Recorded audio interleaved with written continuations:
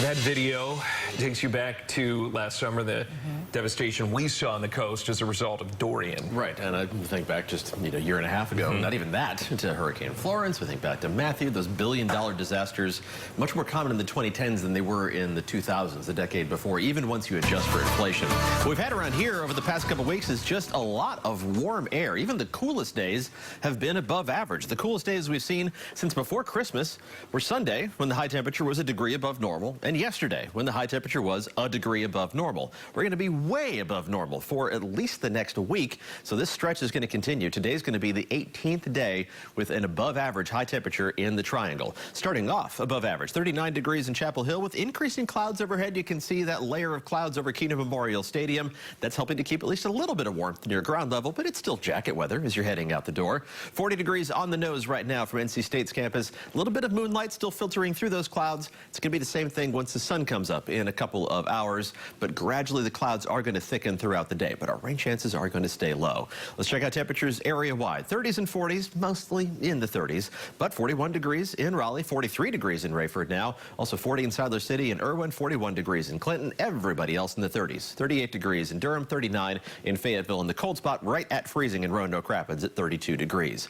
We're going to stay right around 40 degrees in the triangle. Some sunlight filtering through those clouds as the sun comes up at 7:26 this morning. You can call it chilly in spots. We're in the 30s, but that's not bad in the triangle.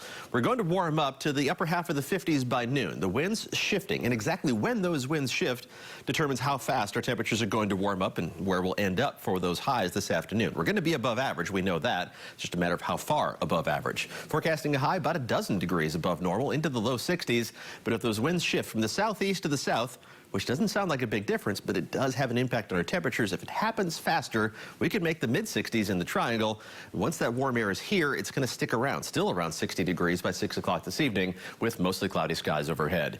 You'll be much warmer farther south, into the upper half of the 60s for our southern counties and the Sandhills and the southern coastal plain. Get farther north on I-95 and temperatures will still top 60 degrees. Along the Virginia state line, I think you'll get up to right around 60 degrees this afternoon. A lot of cloud cover, but very limited rain chances today, tonight, and tomorrow. The bulk of the rain is going to be way out to our west. A severe weather event likely through the southern plains and then eventually into the deep south as we head into tomorrow. Then that heavier rain is going to be approaching by tomorrow night, but it's not going to be here yet. Just a couple showers tomorrow evening, and then that rain moves in overnight, but it's going to be weakening as it moves in. That will really limit our severe weather potential. The latest change in the forecast, though, is that it looks like that rain might get stuck throughout much of the day on Sunday. So I've bumped up our rain chances Sunday. Be very flexible with outdoor plans this weekend. Windy conditions tomorrow despite the low rain chances, and then those off and on showers on Sunday. Can't rule out the possibility of a stronger storm, but it's a very low threat overall. Storm Prediction Center categorizing it as a marginal risk, and even that seems like a stretch to me at this point. We'll keep an eye on it just in case. It is going to be a warm weekend, but boy, breezy conditions. Tomorrow, 15 to 25 mile an hour sustained winds, and the warm weather sticks around next week.